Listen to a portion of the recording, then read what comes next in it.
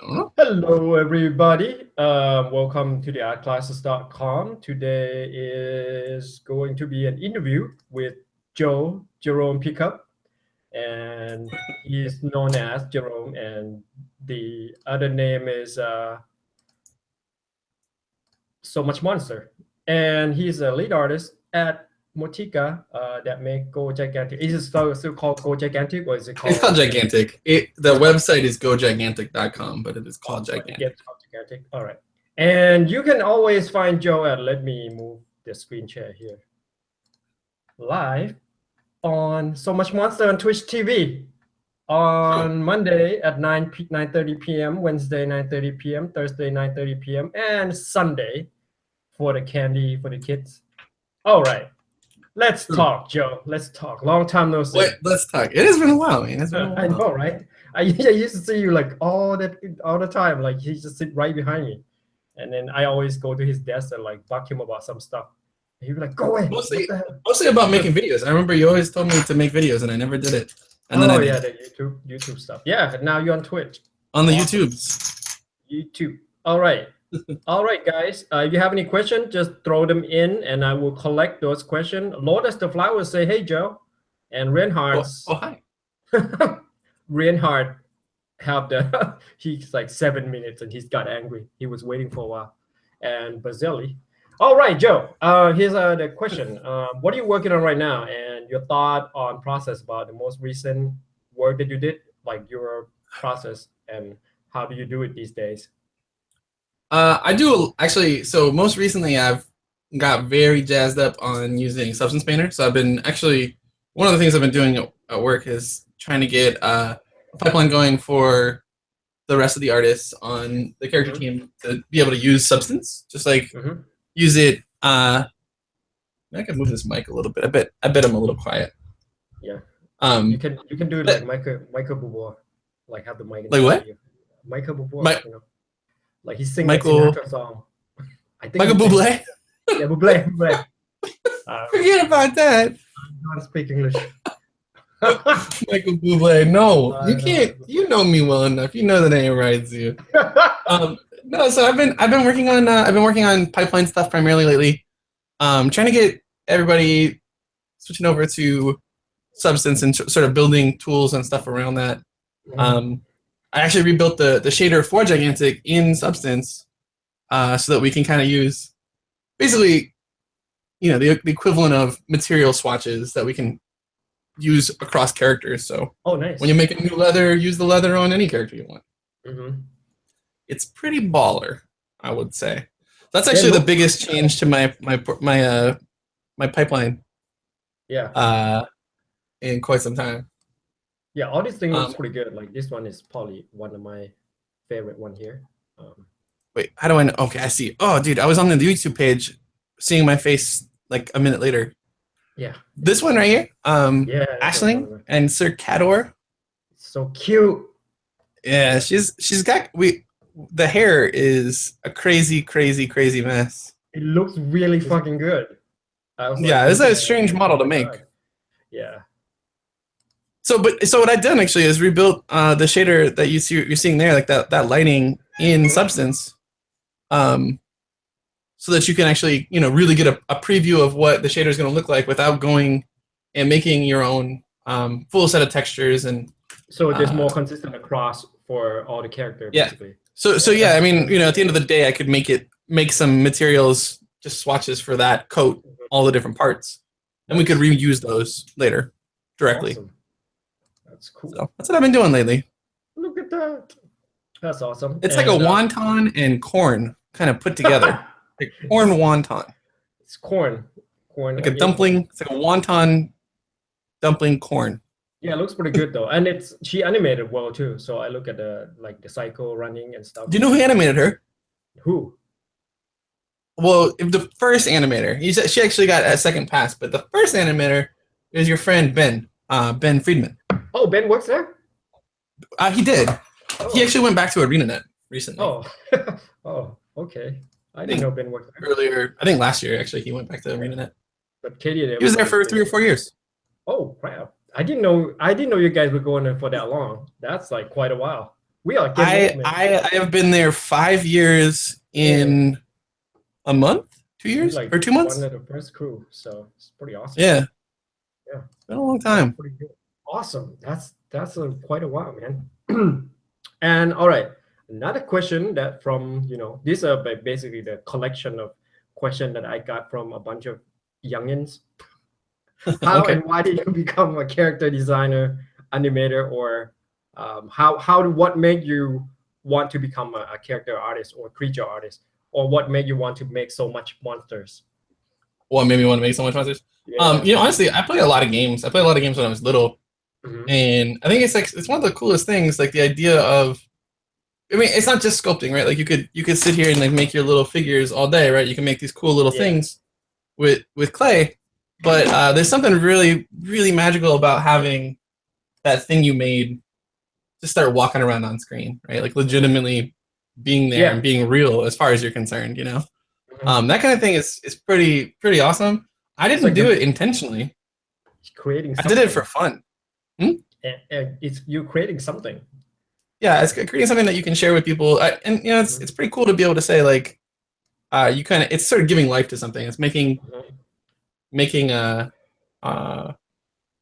your own little world, And I was doing that in my free time when I was in middle school. I taught myself on Polycount and a few other places. I would post stuff, and I learned by modding games. Yeah. Wow. But that's actually, it was actually kind of accidental. I didn't actually was going to go to school for civil engineering, and I had been doing so many years of like modding stuff. A friend of mine kind of said, "Hey, do you want to get paid to, like, while I was going to when I was going to go to college, do you want to get paid to do some characters or some, actually it was weapons, paint them?" And I was like, "Shit, yeah, let's do it. Why not?" Yeah. But I don't think I set out like as a grand goal of creating characters for games. That wasn't really what I ended up, like, how I got there. But it's interesting because I think that if you talk to anybody about this stuff, that like everybody has like these crazy stories about what person got them in and how they got involved and why they do it, and how hard it was right away. But then it just everything started falling in place. And I kind of feel like it's been like that. It's been fortunate. Yeah, but I think back in the day it's kind of a lot easier though, because like I think the market or the company, there's not that many company there's not that many people who want to do 3D or who know how to do 3D for that matter. Nowadays there's like bajillions, It's just like you have bajillions. Well, I think it's interesting. It's certainly interesting because I feel like you get to, like, your start point is less like, hey, can you go make some LEDs for me, right? Like it's unlikely that that's the case, right? Like a lot of that stuff becomes more technical and a little bit more boxed up now. So what ends up happening is like someone starts and they're actually making things relatively quickly. Rarely is it a bunch of cleanup. But there's more jobs though. Before you might have 2 character artists and that was okay. But now it's like, shit, we have 8. We have 8 people on the character team. Now there's a bunch of stuff on film too. Like they have the Avenger and they have TV, a bunch of like superheroes and stuff. I was like, what the fuck? There's so many even jobs. TV is getting pretty heavy-handed 3D treatments now. Like if you look at Game of Thrones, I mean those episodes get recorded and they get made very quickly. Those are basically movie production. But they're they're a version of movie production. It's a different world and it's a different budget, but there's more things you can do, I feel like, now than maybe when I started. Cool. But also, other than making weapon as your first gig, what is your first real art job and how did that come by? My first real art job, like getting paid, was actually getting like contract stuff, or like, because that's actually what it was. Is a friend asked me to do full time and contract. Yeah, let's go to contract first, and then let's do the full time. Yeah, the contract stuff I did. It was for S2 Games. I was doing weapons. Like around the time when Counter-Strike came out, I was doing repaints of, or textures. I was doing textures for weapons. Okay, for mod and stuff. For a mod for the original Savage, so whatever year that is, they were going to put out a new box for Savage that was going to have, it was going to be like the the Counter-Strike, counter-terrorism on one side, and the post-apocalyptic Savage, the game, was going to be the other half of the box. Back. Yeah, that's pretty far back there. So that was the game. That was the game. Is they were seeing how popular Counter-Strike was, and so they were going to make a military counter-terrorist, like shooter man, version of Savage, just a mod to Savage. Yeah. And so I got paid to make a bunch of weapons for them. Awesome. That's cool.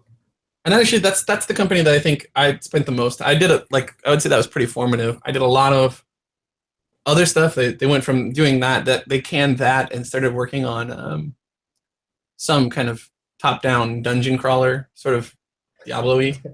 Nice. That time. I don't even know if these kids know what's going on back then in the video game world. It was pretty. Yeah, it's pretty rough. It's crazy. It's Wild West, man. Yeah, you can actually see pixel on the model. It's like, what is this? Yeah. Yeah. So that was, and then my first job was actually at Turbine. I was an intern at Turbine. Mm-hmm. I was hired to work on Middle Earth Online, and right when I got there, they put it back into like an incubation stage, and then renamed it Lord of the Rings Online, not Middle Earth Online. Huh. And then I went over to D&D. I was working on the D&D online stuff. Is that Turbine also? That was Turbine, yeah. So I was hired for one team, and then they moved me to the other team when I got there, basically. Oh, cool. All right. So. That's fun. Sounds like. Yeah. And but you went to school for the engineering, basically, and you just got a job. I actually did end up going. So I ended up going to school for animation, but I was paying for my school for animation by doing contract work. For like Liquid and for S2 and a bunch of places. Cool. And so I quit because I was getting paid to do the job that I was trying to get a degree for. It didn't make any sense. Okay. And yeah. Well, this question was like, at what moment did you think you could do this for a job? And when did you decide, well, I'm just gonna, since you're like, you kind of like tippy-toe around when you're making weapons, and then when did you decide, okay, I could maybe actually fucking do this for a living, like for real, like, let's make it real. It was when I got paid to do weapons. Honestly, I had never been paid to do anything that wasn't just like menial bullshit. I grew up on a farm. I sold corn out of the back of my dad's truck in my small town. Like, I made money doing shit that like people wouldn't probably think to do. Normal people probably do that. No, I'm saying most people. That's not a thing that you'd expect. And I was doing that and modding stuff in my spare time. And so the end result of someone saying, "Hey, what do you think about getting paid to texture this for me?" I was like, "Oh shit, yeah, let's do it. Shit, howdy sunshine, let's go." I know. That's how you roll too. Most of the time, yeah. Like, yeah, let's fucking do this. Yeah, let's fucking get in there. Let's do it. Why not? I don't know. I don't know how to do that. You want to help me? Yeah. Okay. And when do you start Twitch? I heard it from Jason. I started Twitch like a year ago. I think. You did? I think a year ago. Oh yeah. Shit, I didn't even know. Cool. Yeah, because I see Jason like all the time. Yeah, I get to see you once in a while when I went to his office. Like when I go there, like almost every day. He's like, "Oh, here's Joe at his class." I was like, well, yeah, because you were hanging out at Future Poly sometimes, like working at the studio. Yeah. I was like, go there. I get crabs with Jason and Vicky a lot. We go get crabs a lot. There's a crab place we go to. Sabrina and myself and Vicky and Jason. It's cool. And we've been going. It's a problem. It's a secret though. I can't tell you where it is. So it's a secret operation. It's a secret operation. Okay, just like Nabob. Okay, what is the next question? What is your strength as an artist, and what do you think gets you to where you are now in your career? Like, what is your niche other than So Much Monster? So Much Monster. Honestly, like I think that I have a pretty broad set of interests. So I really like technical stuff. I really like art stuff. I think I'm medium at most of those things. But I think that's a really interesting place to be. That median between. And it's hard to find too. Like Scott Albar, that's super. Yeah, no, Scott. You guys are super good at both, not medium at both. You guys are pretty good at art and pretty good at technical stuff. And that's like I think a lot of people don't. It's kind of hard to find people who are really good at both. You see what I mean? Yeah, and like I said, I legitimately, I think I'm medium at most things. Like I'm not. It's not like I'm not like blowing smoke up your ass. I'm saying like I legitimately like I'm pretty good at most stuff, but I'm not the best at any of them. What I'm really good at doing is figuring out how to marry all of those skills and kind of bring stuff together. Like when you make, I think that's where my strength actually has been consistently. Shaders, or like even just figuring out ways to do things a little better pipeline wise, or trying to figure out the next thing, not work on what someone else showed me how to do before. That makes sense? Yeah. So it's like kind of half programming and half technical and half artist, which is you're pretty good at both. I would say. Yes, true. Yeah. I'm 150% person. 150%. All right. So so I think that's actually my strength. I think really it comes down to like being able to try and put all those things together and then kind of help figure out what's need to be done and what's going to make the pipeline easier for everybody else. Yeah, because usually I'll just use everybody's stuff. It's like I use your stuff that you made, and I use the stuff that Scott made, and I was like, oh, this is pretty fucking cool. And I think a lot of time people kind of overlook that role, and just kind of. But it's really hard to find a good technical artist and artist at the same time. I think that. Well, I think that's like I said. I think that's the strength, is like finding that weird in between. Yeah. Where what I'm doing makes sense, but it also. It's forward. It's not just because I feel like you can be not very good at both of those things, and they can really be. It can be really hard. It can be really hard if you're trying to do technical stuff and you're not really quite grasping it. You're kind of just clawing at it. Yeah. Like there's a better person to do it. Yeah. But getting to the point where you communicate enough, that's huge. That's huge. Yeah, and plus you guys can talk to the programmer way better than we can. So. It's, right, and then that's the strength too, like making sure that. It's like sometimes you lost me in a concert. I was like, "What the hell are they talking about? How come I never heard of that before?" Right. Like, what? Yeah. And what usually fire you up in the morning, and what inspired you? Music mostly. I think that's my jam. I like music a lot. I think music's pretty important to me. Yeah. As far as like getting excited, being ready to do something, I think my mornings are. Put on some jams, get the headphones on. Nice. You still shake it a little bit on the way out the door. That's cool. And what kind of stuff you listen to while you're working? Usually, maybe the kids want to know. Well, I mean, I think most of the people hang out on my stream would know. Like, it's everything. I listen to like everything from soul music to hip hop to Michael Bublé. Get some Michael Bublé in there for sure. All right. No, I don't. We don't listen to Michael Bublé. All right. If you are a young artist just starting out, what would you be doing to get the foot in the door and land your first gig these days? Just do work. What they do these days. Just do work. Art. Make art. Art. Like do stuff. And I think that's actually one of the things that a lot of people don't realize about doing, especially the job that I do. Like it's literally a month of work to make a character, right? One whole month of your work time. Yep.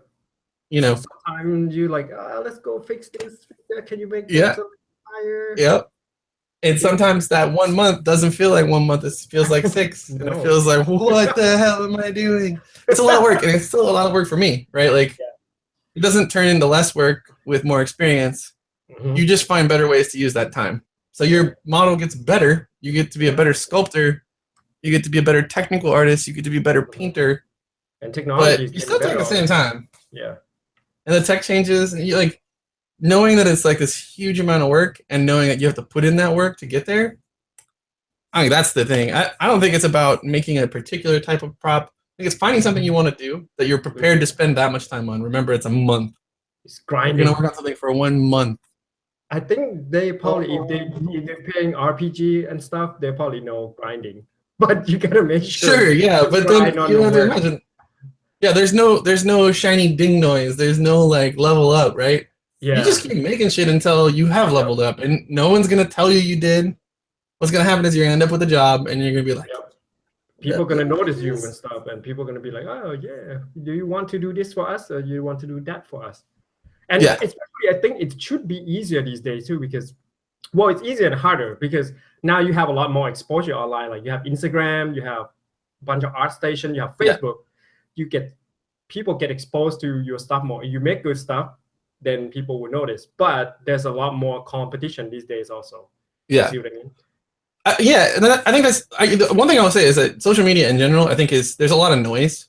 Like the signal to noise ratio, like the amount of time when you're looking at ArtStation that you're seeing things that you actually want to see, or that you think are interesting, versus the amount of time you're just seeing stuff, like things that you've seen before, things that don't really feel like, they feel sort of derivative or whatever.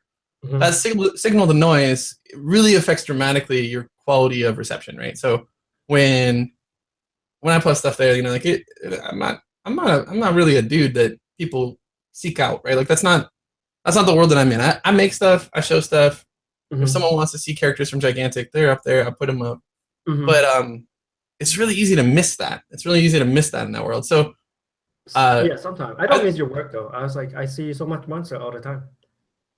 What I mean is like, I think maybe you do, because we're friends and you see my stuff. But I guess what I mean is the end result is there's a lot more opportunity to be drowned out by a sea of stuff, right?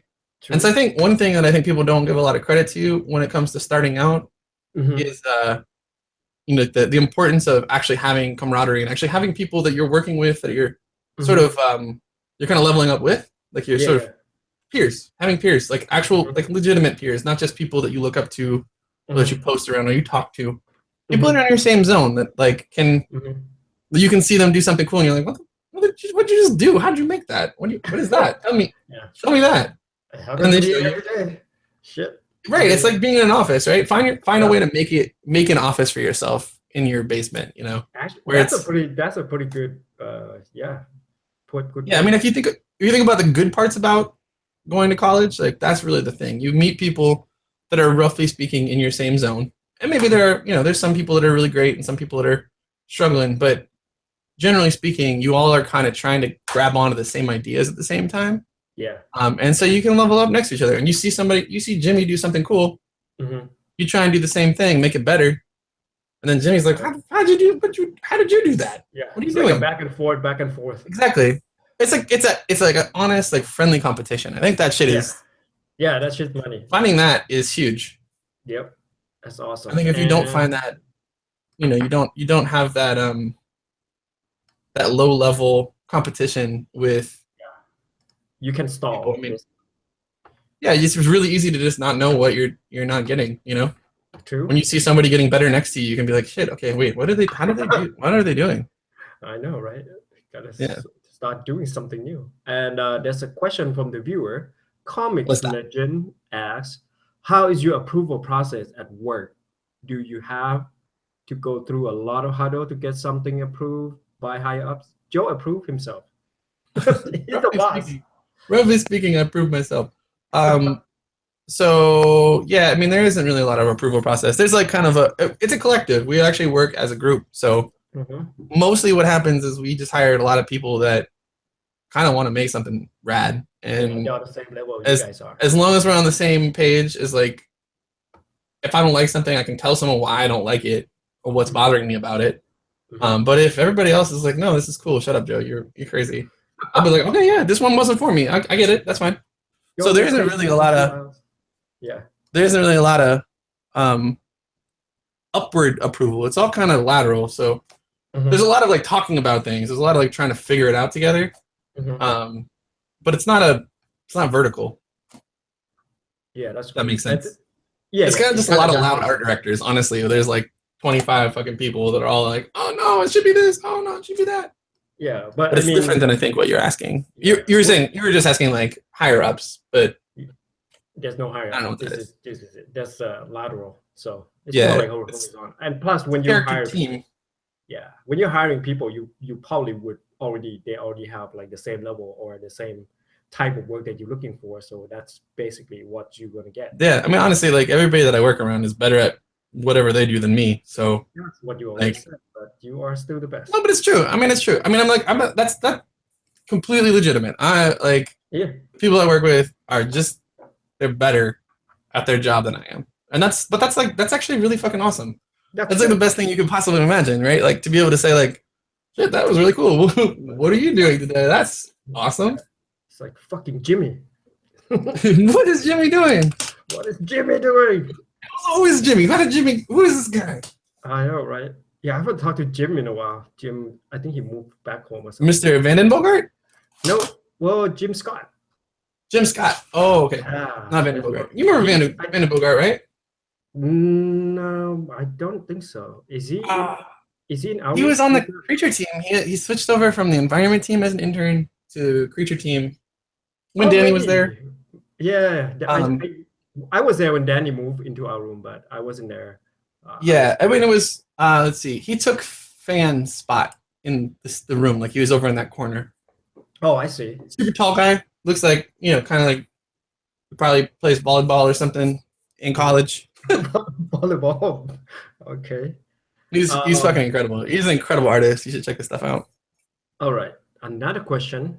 What is your three best advice to young artists on how to get started and become the better artist? Best three advice. Yeah. Well, we need to talk a little bit about it. I do think having peers that are in your same zone, posting images, getting feedback. I think learning to take feedback, I think, is very, very, very, very important. Take it seriously, especially with the internet. Because I feel like there's plenty of people with opinions on the internet that don't necessarily know what the fuck they're talking about. No, it doesn't help. Yeah. But learning to figure out what the questions they're asking are, what the things they're suggesting, why they're suggesting them. It's less about learning to take feedback, like take criticism and figure out what someone is actually trying to say to you, less what they did say to you. Like because sometimes someone says I don't like that, the color is terrible. It doesn't help. But really, that doesn't help. That's not useful. Yeah. But why do they not like it? Is it like a off color? Is it you know what I'm saying? Like there's plenty of ways that it just like finding a way to read a question and build off of it, and come to solutions. Yeah, I think it's That's better huge. from people who actually know you and know your work rather than random stuff. Because a lot of time, like people who really know something, they probably wouldn't have time to like go there and kind of give you feedback unless you ask. Yeah. You see what I mean? Sometimes though, I think there are places for that. I think Polycount is really, really good. I honestly I legitimately think Polycount is like that would be my first thing. It's like post shit on Polycount, and you're gonna get people that are in a similar zone as you. Yeah. You get some people that are very, very good, and they may not give you. They may give you very concise, very specific feedback, and it might feel kind of bad because it'll sound like, oh, they don't like anything. They only want to tell me what's bad. But really, it's just a time thing. It's like how much time do I have in a day? Yeah. Awesome. Yeah, but it's good. I think you're right. It's a specific, like you have to have a specific place and a certain place that you think this place is a little more valuable than just random place that you kind of look at. Yeah. But I think the type of feedback you get from different places is totally different. I mean, I think posting on Instagram, you don't get feedback. It's not feedback.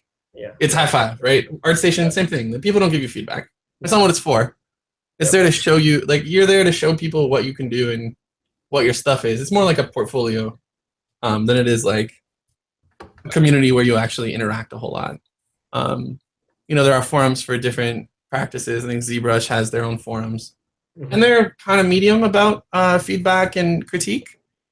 But Polycount is a really great place. There's other sites like that. There's other like small communities that have their own worlds. Yeah, or CG Talk, the forum that has been there for like forever, and there are actually professional who actually hang out there, and sometimes they do give feedback. Because I mean, I used to go to concept art a lot, but now changes a lot. So not many people that I know go there anymore.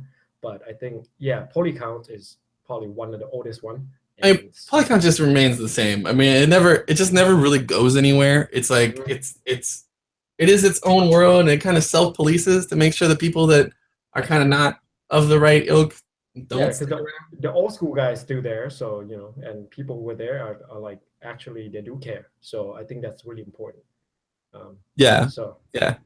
It's interesting too. I think one interesting thing that's happened recently is that like Discord. I think Discord is a really interesting thing. There's a lot of very small communities built around whatever. It could be just like friends who play Dota. It could be a group for your Arc server or something like that. But there's a lot of people, especially from Twitch, that have their own servers that are art, like really fucking awesome artists that have their own servers and have a lot of people around them that hang out and ask for feedback, give feedback. You know, there's things like that too where they're smaller. You can kind of build your tolerance up with a group of people that you can kind of grow to trust a little bit to make good choices. Yeah, those are definitely things that I would think about, like finding that community that helps you grow. And then I think, you know, like I still think that earlier I talked about how the most important thing is just spending fucking time. Yeah. And knowing how much time it takes and knowing that it's definitely not easy, but it's worth it when you get. Yeah, people think it's this fancy kind of job. It's not. Fuck, man. Sometimes you gotta like camp out and work. Remember, like we have to stay up until like 4 and play video games and shit. You know, a lot of times. Yeah, that's not really what it feels like at all.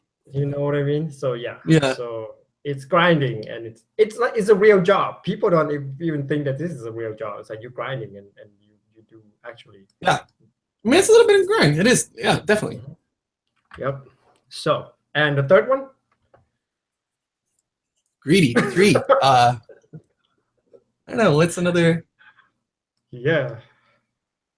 I guess I think then the last thing I would say is like, you know, being honest about where you're at, finding a way to be honest about what your actual, like, whether it's someone that you know that can really just level you and say like, hey, you're not ready. Yeah. Hey, you need to work on this. Finding someone that can be that, and it's not about taking you off the ladder. It's about helping you place yourself on the ladder. I think a lot of people get to a spot where they're like, oh, I'm gonna start applying places. I'm gonna send it here, send it there, send it here. Be realistic. But it's like it's not just being realistic. It's about having I guess it is realistic. Being realistic. It's knowing where you're at. I think that one of the things I did recently was I showed all my portfolios that I could find over time, like what I applied with first, what actually got me an art test, what was my art test, then the next portfolio after that job. Oh, that's cool. We went through all that stuff. Yeah. It's probably far enough back that it's not on a VOD, but it was in there somewhere. Awesome. But I did that, and just as like here's what I fucked up. Like I didn't know at this point that I wasn't gonna be just a modeler. I was gonna be a texture artist first. Like that was what I was gonna get paid for. I was convinced I was gonna be a modeler because I thought I was good at that. And I think that's an interesting problem to have, is that I wasn't ready. I didn't know what the fuck I was doing. But no one told me it. Because who would I even talk to about that? Like my mom? Like who's gonna say, oh honey, no, you're not ready. She doesn't know, right? So finding a way to catch yourself before you you just sort of start spewing resumes at people. Yeah, that's pretty huge. So if you have a good peer or someone you can actually rely on or talk to, like some kind of mentor or something, some people who's been there, that would be good. Or just go watch Joe on Twitch, right here. Tons of video. You can shoot him question and shit, right? So it's good. Can you see that? Is that on? I don't know what you're talking about. I just shared a screen. Your Twitch. Oh, I'm on. Okay, I'm on the wrong fucking window. Okay. Yeah, there's a bunch of stuff in there. Yep. Bunch of me drinking beers and playing Zelda and making Zelda and making video games and stuff. Playing video games. Go visit Joe and then ask him about your stuff and shit. So that will be pretty awesome and useful information. So there's a couple more questions. So when you're out of ideas or you feel like your ideas are not that good, what do you do to get that kind of inspiration back? Or what do you do to kind of, make your ideas better? What's your process? Like, you know what I mean? I think, yeah, I got it. I just, a lot of my stuff is in 3D form. So it's interesting because like the job that I do primarily when I'm doing art stuff, doing 3D, a lot of that stuff I can iterate very quickly and make a lot of big changes. I like, if I'm stuck on something, I'm usually pretty comfortable with just completely blowing out what I was doing. Just forget about what my current plan was, shut it down, smoosh over a face or delete a nose or just make a completely different thing. in that space. So like if I'm trying to get a likeness and I'm messing it up, scribble it up, like knock it back. And I think being really, really upfront with the fact that I know if I get to that point where you're saying when you're stuck, just scrape over. It's finding a way for me to recontextualize it and talk about the problem in a different way. I think is really important. Yeah. So when I do something different, I just reset. Like I'm not trying to make the likeness. I'm trying to just do something that works.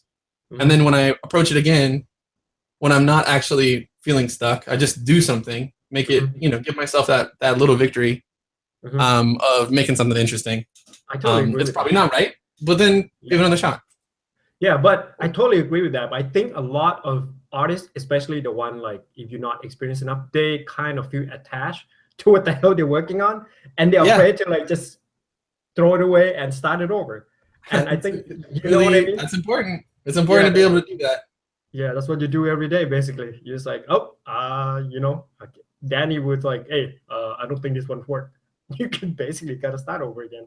You're like, oh shit. Yeah, I mean, I think that's a mature point of view to have. When you get to that point, I don't think that's something that anyone can do starting out. I think that's really hard because you put in all this time. You put in a month of work. It's like, well, no, this is really it's so good. I'm doing such a good job. I'm killing it. Or you think. And then someone walks by and is like, what'd you do with that hair? What is that hair? What is that? And you just spent all your time on it. Like, it's crushing. So I think building that skin up is real important, Yep. Yeah. And I mean, it's like the way you making all this, like, I was just looking at these, the way you're scalping these and the way you sort of having these, plane changes and all these things. And it's sometimes people don't really understand, like when you look at a concept and when you translate into 3D, those are totally two different things. You know what I mean? Yeah. I mean, that's tough. Yep. Especially stylized stuff. I think stylized stuff is deceiving. When you start like trying to make a face make sense. Like actually, the model you have up right now, that's a really good example. Devin, the concept artist that did this, like I think he had a very clear idea of the planes on this character in mind. And like the lips specifically, like they're basically just a coffee bean. And he kept saying coffee bean, and I was like, I wasn't ready for that. I was not prepared to make a coffee bean mouth. But I did it. It was like, because like I was definitely like, I don't know about that. Okay, I'll try it. And I just like scrabbled. And it worked. And I was like, oh, it's actually, of course you're right. Yeah, of course you're right, Devin. Yeah, this one is. Yeah, no, I think that's another part of it is knowing that the people around you are going to keep you honest. I think when you're working somewhere, it's easier because I have the luxury of having some very smart people around me who, if I really want to talk about it, I want to talk about what I'm doing wrong. Like someone will just scribble over it and be like, here, try this. And I'm like, oh, good idea. Let's do that. That's a good idea. I like what you did. That's great. Yeah. And a lot of time they have to know what they're fucking doing also. You know what I mean? Like it's good having good conversation about what is what's good and knowing that people around you want to make what's good makes it a lot easier. So I think that's another part of like just surrounding yourself with people that inspire you and can help you get good, get good, noob, as people say. That's important. I think that's important. It is. And look at all this shape. It works together really well. It's like this is like huge fucking hair, right? And then this thing flow down and tiny little feet. It's like, what the fuck? It's so cute. Yeah, a lot of people in Gigantic skip leg day. That's for sure. Not interested in leg day. It's super cute. This is one of my favorite ones. And the other guy is also my favorite. This guy, but I couldn't find it on your website. Is it on there? Which one? This Minotaur. He's on there, isn't he? I thought he was. I didn't see it. Yeah, Minotaur is not there. I see the McGrave. Huh. Did I turn him off? Let me look. Yeah, I don't know. So muchmonsters.com. Yeah, there's so much. Let me fix that.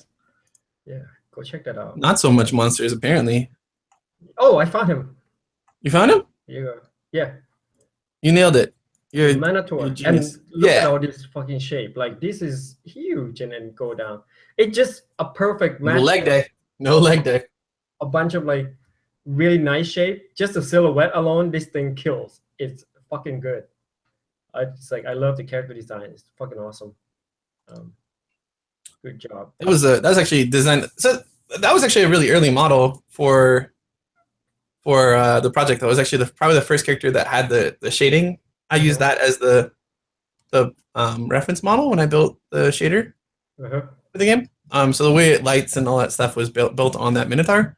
But that was definitely a good example of like combination between Vinod and myself. Vinod has a very, very specific art style, and it's really awesome. But it's very detailed, and it's very a lot of line work, like a lot of line work. So the end result of what we ended up doing was kind of making Vinod's stuff look kind of like a vinyl toy. And so I think this is a good. Oh, I see. Okay, no wonder. It's like I was like, it reminded me of something. It's kind of like a vinyl retro sort of toy. Yeah, that's what all the. So that's actually the guy after that, the kind of chubby guy, like the weird big headed guy, gorilla looking dude. He was oh wait, what? No, not that one. It's towards the bottom. Right by the rhino up above. Nope. Oh, it's by the rhino. Wait. Yeah. I got lost. That guy was the early. That was like the first model for Gigantic before it was what it is. No, next to the bull. This? That one. Yep. This? This is the first character. This is so Gigantic was actually like a MMO raid without the. Yeah, I would think it would be like kind of in between Guild Wars and Warcraft, some sort of thing like that. Yeah, well, that's what it kind of was initially. So that was like a character armor set. Oh, I'm glad you went the other way because I love the other. Like I love the new the one that you end. But you can see if you look at his hands and then you look at the Cyclops, that last guy. Yeah, exactly. They're the same hands. Yeah. Oh yeah.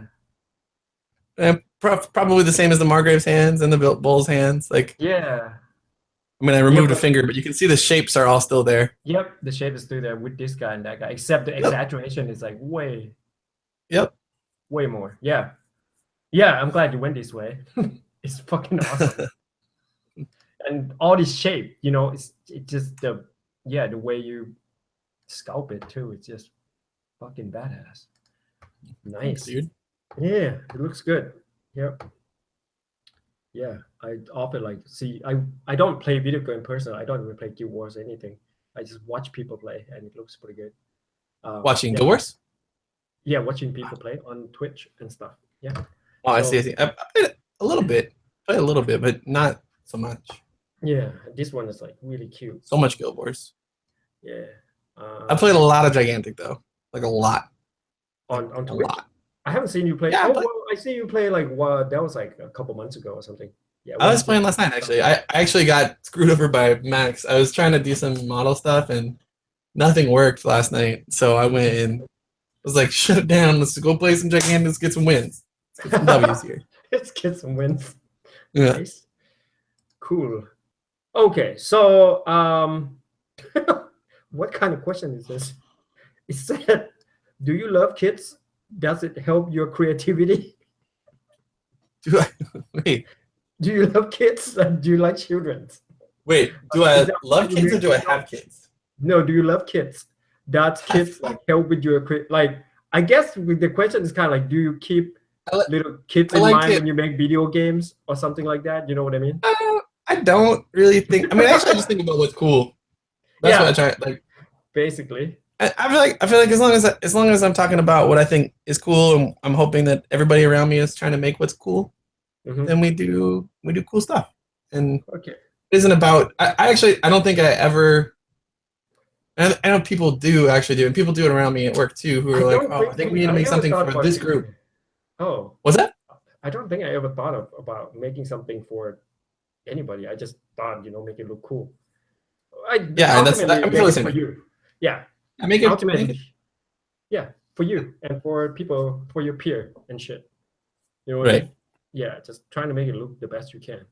I mean, if you leaded the project or something. Producer maybe, I don't know, but artist I don't think. Because producer they have to meet whatever numbers and shit, right? So or whatever the target market. That's a weird question. Um, Wait, anyways, like the kids thing you talking about? it's kind of Just in general still? Okay. what were you talking about your coworker that thought about group of people that? Oh no, just in people in general. Like we'll talk about like trying to make something for a group of people or for someone who likes this. And I think the idea of saying, hey, people who like to play tough characters that are bruisers, like what do you do to make like a character that appeals to them? That's different, but like different. Appealing to a group of people, even if it's just like women or males, like making sure that we do the right number of women characters to keep it even. I am definitely not the person that starts from saying I'm thinking about that all the time. I'm not. Yeah. I just do what feels right. I don't really try and do.